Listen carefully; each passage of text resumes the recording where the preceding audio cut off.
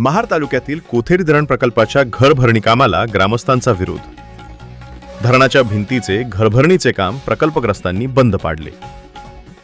महाड तालुक्यातील कोथेरी धरणावर सुरू असलेल्या घरभरणी कामाला येथील प्रकल्पग्रस्त ग्रामस्थांनी विरोध करीत घरभरणीचे काम बंद पाडले आहे। कोथेरी धरण हा सिंचन प्रकल्प असून लाभ क्षेत्रातील फायदे आणि 100% पूर्णवसन झाल्यानंतरच घरभरणीचे काम करा अशी प्रकल्पग्रस्तांची मागणी आहे। सिंचन प्रकल्प आहे, सिंचन क्षेत्राला लाभ क्षेत्र उपलब्ध आहे।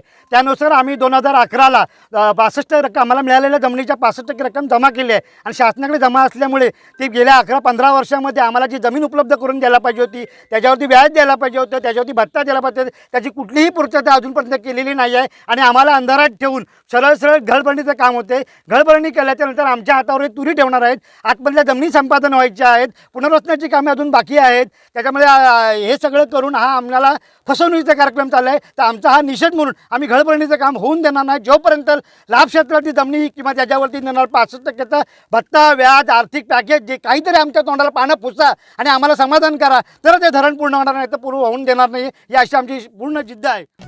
पत्र व्यवहार करून देखील लघु पाटबंधारे विभागाने घरभरणीचे काम सुरू केले। धरणाच्या भिंतीचे घरभरणीचे काम पूर्ण झाले की धरणात पाणी साचेल आणि नंतर मागण्या मान्य होणार नाहीत अशी प्रकल्पग्रस्तांना भीती आहे। धरणाला विरोध नाही, मात्र मागण्या मान्य होत नाही तोपर्यंत काम करू देणार नाही असा आक्रमक पवित्रा प्रकल्पग्रस्त ग्रामस्थांनी घेतला। आता असं आहे की म्हणजे ही घर जर बुडाली भरली गेली तर मग ह्या लोकांनी आम्हाला राहायला जागा वगैरे ती दिलेली आहे, परंतु जागा दिलेला आहे पण आमच्या शेती वगैरे जाते, त्या शेतीमध्ये जी खपणारी माणसं असतात, शेती करणारी असतात, ती शेतकऱ्यांची शेती बुडालेली आहे। त्याच्यामुळे धान्य आमच्या घरात अजिबात येऊ शकत नाही। जर आमच्या पुढच्या पिढीला, आमच्या मुलांना उद्या शेती पिकवायची असली तर त्यांनी जागा कुठे घ्यायची आणि ते जागा घेण्यासाठी तेवढी उपलब्ध तर पैसा पाहिजे ना। तुम्ही आता 4 पैसे दिलेले आहेत घराचं दाराचं, त्याच्याने आमच्या मुलांचं पुढच्या भविष्याचं काय होणार आहे?